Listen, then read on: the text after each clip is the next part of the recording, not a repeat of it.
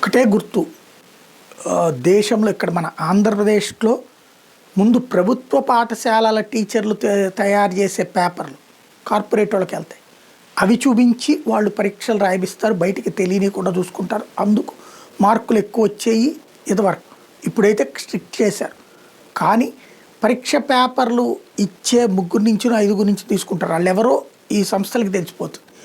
వాళ్ళు ఏం పేపర్లు ఇచ్చారో తెలిసి అది క్రోడీకరించి చదివించే అలవాటు కూడా ఉంటుంది కార్పొరేట్ సంస్థ.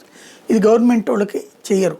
గవర్నమెంట్ టీచర్ ఇంకొక గవర్నమెంట్ టీచర్కి ఇట్లాంటిది ఇచ్చారన్నప్పుడు ఈర్ష్యపడతాడు తప్పించేయరు.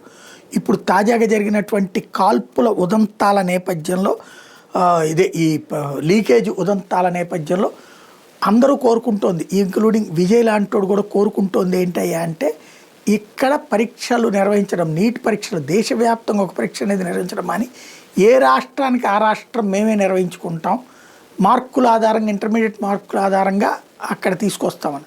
ఇదో పెద్ద రాంగ్ స్టెప్. ఇంటర్మీడియట్ మార్కుల ఆధారంగా ఉన్నప్పుడు అసలు ఎంసెట్ పెట్టక్కర్లేదు, నీట్ అక్కర్లేదు కదా. కాబట్టి సంథింగ్ ఏంటంటే ఈ విద్యా మాఫియా వాళ్ళు ఒత్తిడి చేసి ఆపుతూ ఉంటారు. ఇప్పుడు ఏం చేస్తారో చూడాలి.